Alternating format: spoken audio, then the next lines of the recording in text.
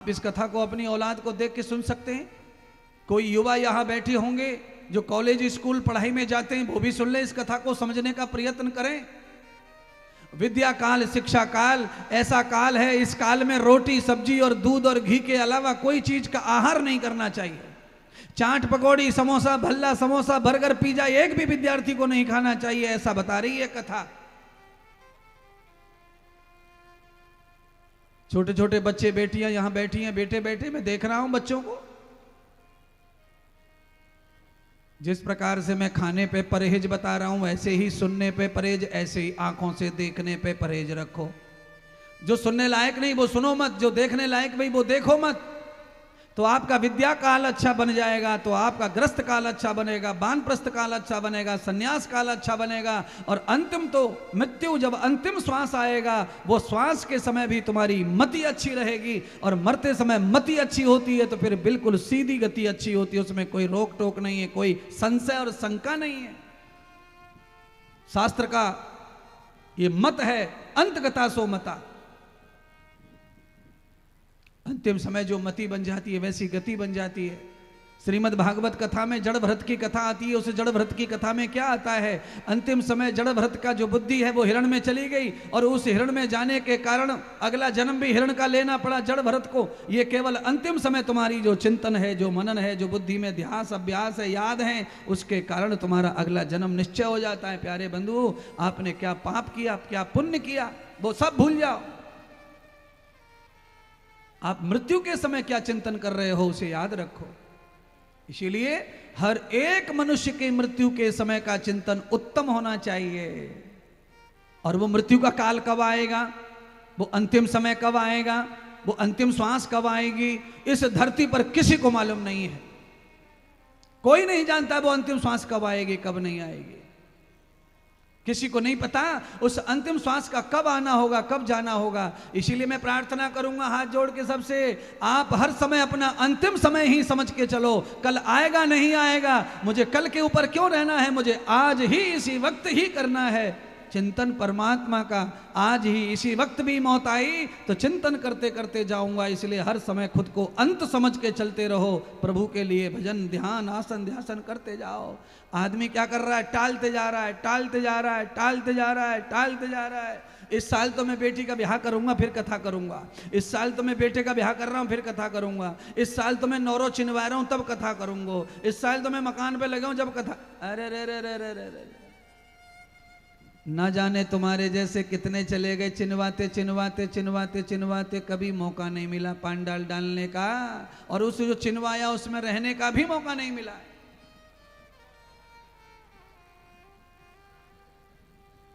आत्मदेव के दो पुत्र हैं, गौकर्ण और धुंधकारी। मां के कुलक्षण के कारण धुंधकारी का संस्कार बिगड़ गया। धुंधकारी पढ़ते समय ही सारी संपत्ति को हार गया जुआ में, वैश्याओं के जीवन में। माता पिता का धन दौलत सब समाप्त हो गया। मां ने अपने कुआं में कूदकर आत्महत्या कर ली। पुत्र के रोज रोज के अपमान भरे कार्यों को सुन सुनकर थक गई थी। क्योंकि जो माताएं बचपन से अपने बच्चों को लाड़ प्यार में बिगाड़ती रहती हैं, उनको आगे चल करके मरना ही है, दुखी होना है, परेशान होना औलाद से। और जो माताएं अपने बच्चों को बचपन से ही कान पकड़ के मरोड़ के सजा देती हैं और अच्छे संस्कार देती हैं, उनकी बातों में नहीं आती हैं, वो बच्चे खुश रहते हैं और उनकी माँ भी खुश रहती हैं आगे चल के। महाराज ये पक्का ध्यान रखो। 2-2.5 साल की उम्र में अगर आप बैल को अच्छी तरह से खिलाते पिलाते हैं और उसको अच्छा नियम देते हैं, अच्छा नियम सिखाते हैं, तो बैल आपका अच्छी गाड़ी में चलता है, अच्छा हल में चलता है, थकता नहीं, परेशान नहीं होता। और बैल जब ज्यादा बड़ा हो जाए तब आप उसे हल चलाना सिखाओ, गाड़ी चलाना सिखाओ, तो बड़ी मुश्किल कर देता है, हाथ नहीं आता है, नाथ तोड़ देता है, बैल तोड़ देता है, खुट्टा तोड़ देता है। ऐसे ही औलाद का हाल है। आपने क्या कर दिया है औलाद के बारे में? 10 से 15 साल के बीच तक तो आप औलाद को चूम ही नहीं करते। अभी छोटा है, अरे बच्चा है, अरे रे रे रे, बच्चा नहीं है कभी भी। अर्जुन का बेटा सुभद्रा के पेट में 6 महीने की उम्र में संस्कार के कारण महर्षि दयानंद सरस्वती ने 16 संस्कार लिखे। वेदों में 16 संस्कार है। उसमें से 3 संस्कार मां के गर्भ में ही हो जाते हैं, गर्भाधान संस्कार, उपनयन संस्कार, श्रीमंत संस्कार।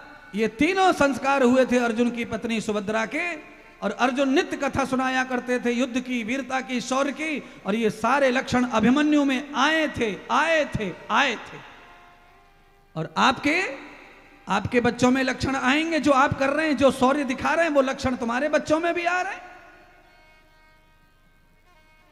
बोलिए, अब गर्भवती महजा पिज्जा खाएगी, बर्गर खाएगी, तो उसके पेट में जो बच्चा है वो क्या खाएगा? वो क्या बादाम की ठंडाई मांगेगा? उसको भी बर्गर चाहिए, पिज्जा चाहिए, पकौड़ी चाहिए।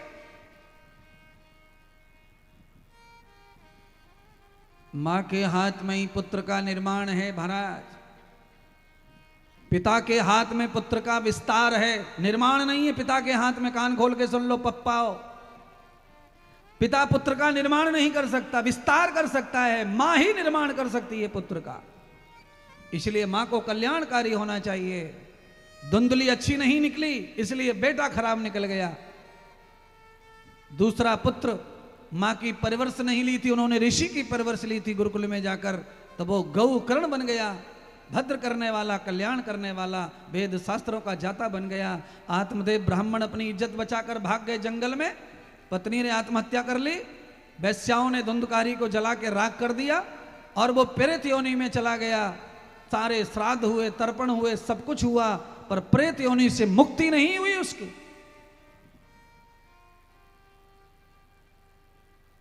गया पिंड भी हुआ, कद केदारनाथ में ब्रह्म पिंड हुआ, तो भी दुष्ट का कल्याण नहीं हुआ। क्योंकि जो पातकी पाप महापाप करता है, उसका पितृ से, श्राद्ध से, तर्पण से भी कल्याण नहीं होता है महाराज। धुंधकारी रात में सपने में आवे और गौकर्ण अपने भ्राता को डर करे, दुखावे, सपने में आके रोवे, भैया बचा ले, भैया बचा ले। आज भैया गौकर्ण सुबह सुबह अपने पिता आत्मदेव को कथा सुनाते हैं, पिताजी धुंधकारी रोज मेरे सपने में आकर के रोता है, मेरा कल्याण करो, मेरा कल्याण करो। मैं क्या करूं? श्राद्ध कर दिया, तर्पण कर दिया, अब मैं क्या करूं? कौन सी विधि है? आत्मदेव कहते हैं, पुत्र जाओ गुरु बृहस्पति से पूछो। धुंधकारी का कल्याण करने के लिए गौकर्ण महाराज बृहस्पति जी के पास गए। बृहस्पति जी को जाके सारी बात बताई कि मेरा भाई जो है दुष्ट था, पापी था, वैश्याओं के संग में रह करके पाप में जल के मर गया, वासनाओं में। उस पापी का उद्धार नहीं हो रहा है, मैंने सब विधि कर ली हैं, हे गुरुदेव कृपा करो और विधि बताओ। तब बृहस्पति ब्राह्मण क्या विधि बताते हैं? एक ही विधि उत्तम बताई, जाओ अपने घर पे गाय का गोबर लेकर के घर के आंगन को लीपो, गाय के गोबर से शुद्धि करो, बांस की लकड़ियों से पावन एक सुंदर सा मंडप बनाओ, कम से कम जिसकी हाइट 7 फुट ऊपर होनी चाहिए, और वहां जाकर के अपने भाई की प्रेत आत्मा को उस बांस की लकड़ी में स्थापित करो मंत्रों से, और उसके लिए श्रीमद् भागवत की कथा गाओ और अपने भाई को सुनाओ। गौकर्ण महाराज ने अपने गुरुदेव का वचन पालन किया, उसकी आत्मा को बांस में स्थापित किया, और 7 दिन गौकर्ण महाराज कथा गाते रहे, अमृत कथा सुनाई। तो एक एक दिन जो है कथा सुनते सुनते 7 दिन में 7 की 7 गांठें बांस की कट गईं, बीच में से बांट फंस गया, जगह हो गई।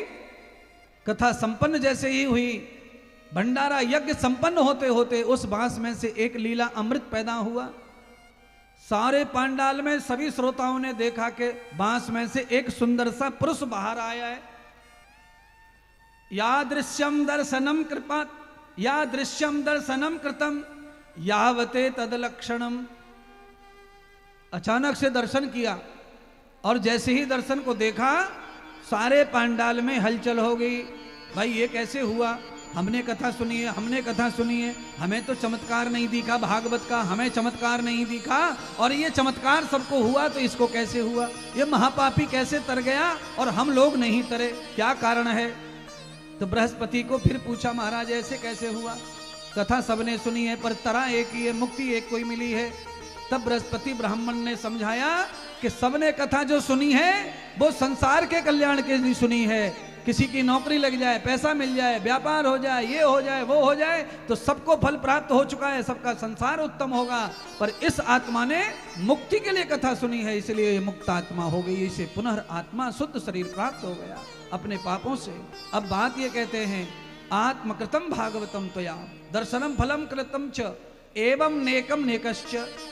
भागवत की कथा जैसे जैसे कोई सुनेगा वैसे वैसे फल प्राप्त होता है। अब संकल्प कर लो सब लोग अपनी अपनी कथा में 7 दिन, आपको भागवत की कथा श्रवण करने से क्या कामना पूरी करनी है, उस कामना को अब स्मरण करो, बुद्धि में लाओ, ध्यान में लाओ।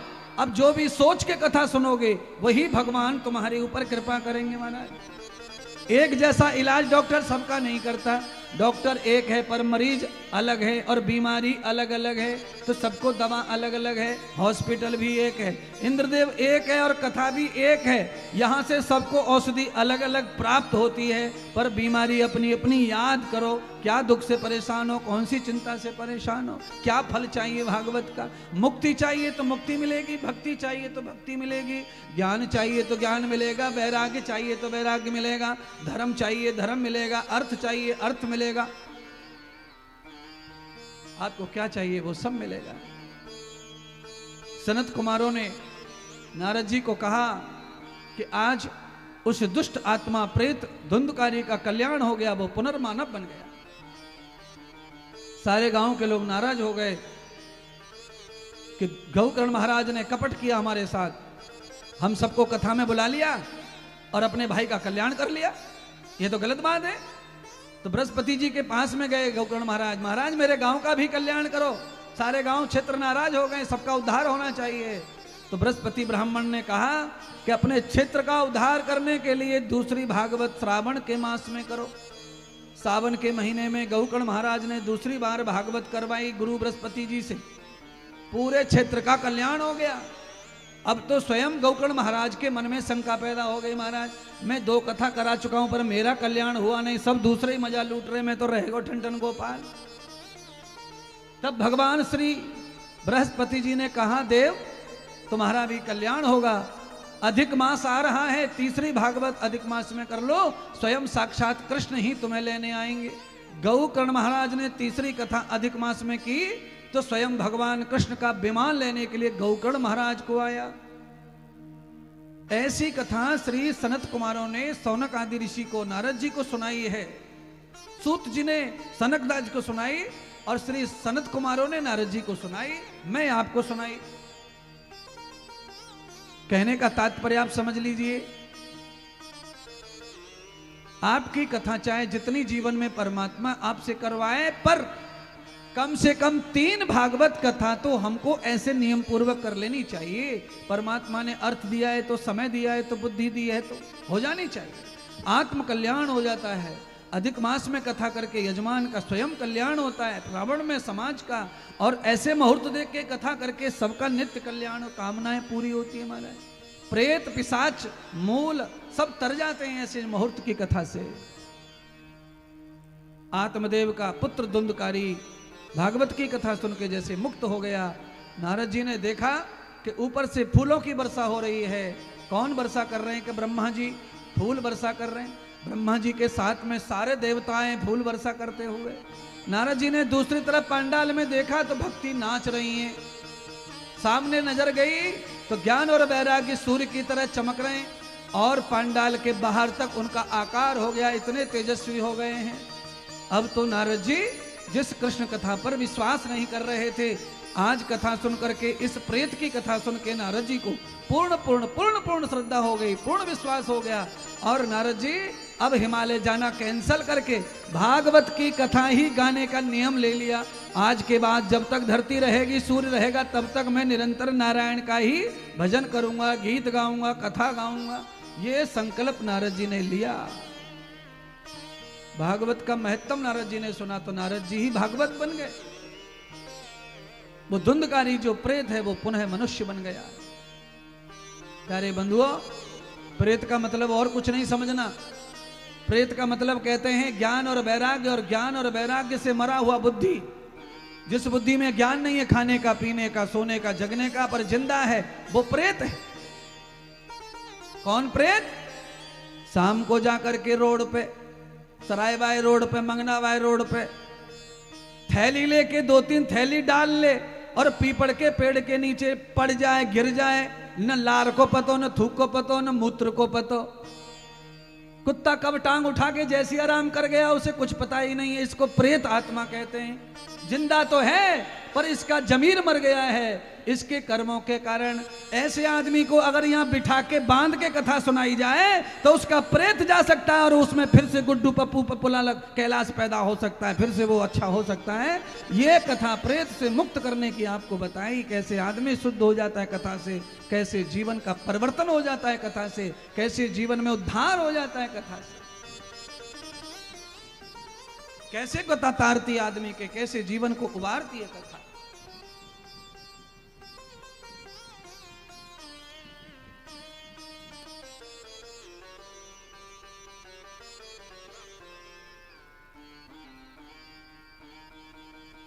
कल्याण तो कथा का करना चाहिए। आइए एक पंक्ति इस कथा के साथ जोड़ के आप में और ताकत भर दें और उत्साह भर दें। इन काली पीली आंखों को जरा संभाल के रखो अपने पास, ये काम आएंगी भगवान को देखने के लिए। हो बंसी वारे से, ओ बंसी वारे से, ओ बंसी वारे से, ओ भरंगर जी, मिथिलेश जी, ओ बंसी बारे से लगाए ले दो नैना, या दुनिया में कछु है ना, ओ बंसी दुनिया में कछु है ना, बंसी बारे से कनुआ कारे से मिला ले दो नैना, या दुनिया में कछु है ना, या दुनिया में कछु है ना।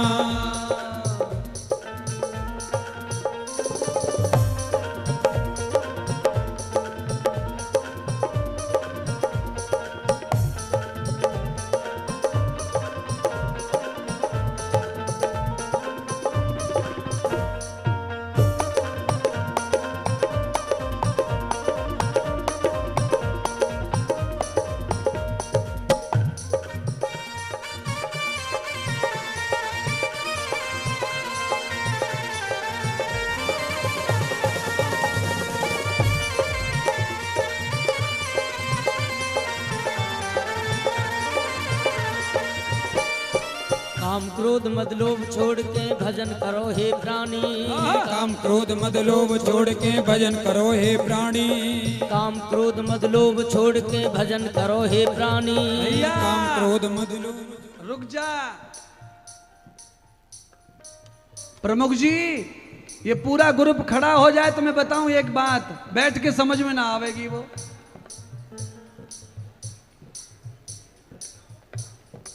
ला ला ला ला ला ला ला ला ला। काम क्रोध मद लोभ छोड़ के भजन करो हे प्राणी, काम क्रोध। एक और रह गई है। खड़े होने का मतलब है नाचना है और सब नाचे। कथा में शर्मा रहे, साले की शादी में जाके जो दिखाते हो वो वाला दिखाओ।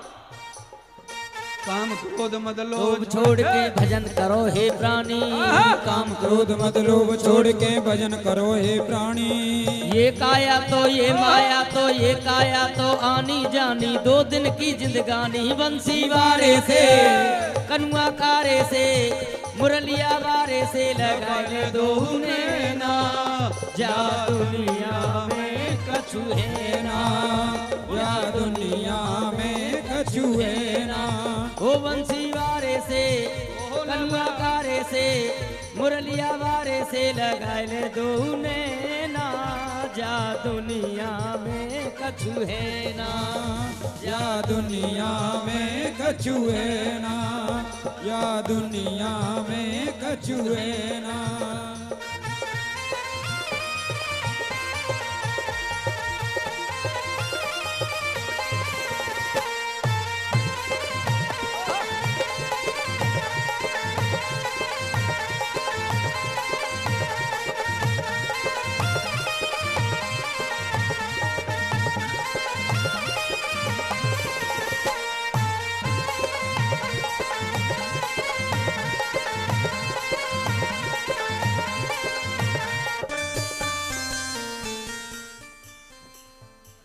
बड़े बूढ़े हो, भैया आवाज बढ़ा दो थोड़ा सा इधर। छोरा के ब्याह के पोते के ब्याह में नाच ना सको, शर्म की बात लगेगा मन में। पर भागवत में मौका मिलो है, बुढ़ापे सुधार लो। जो कुछ कर लोगे थोड़ा बहुत भागवत में छूटे, बूढ़े बड़े ने ध्यान रखो। शंकर बाबा नाच लिए, कृष्ण भगवान नाच लिए, नारद स्वयं नाच रहे हैं, तो हम काहे को शर्मा रहे महाराज। हरे नारायण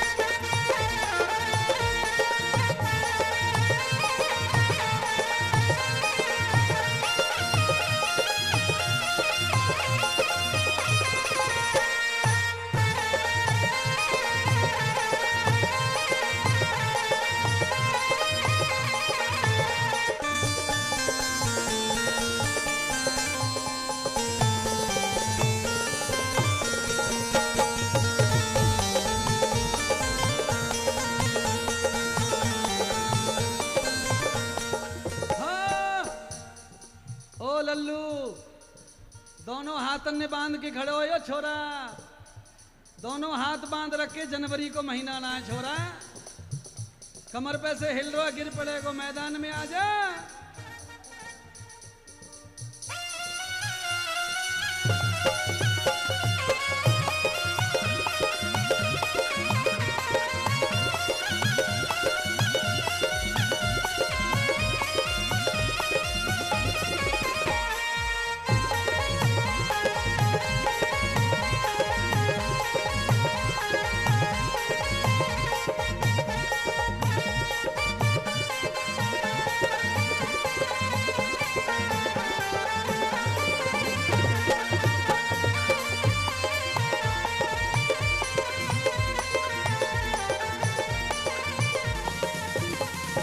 बार बार तो कू समझाऊं बात मान जा मेरी, बार बार तो कू समझाऊं बात मान जा मेरी, बार बार तो कू समझाऊं बात मान जा मेरी। अंत समय तेरो ऐसो आवे है जाय मरगट डेरी, अंत समय तेरो ऐसो आवे है जाय मरगट डेरी। तेरी माया जय हो। ओ तेरे माया संग चले ना, या दुनिया में कछुए ना।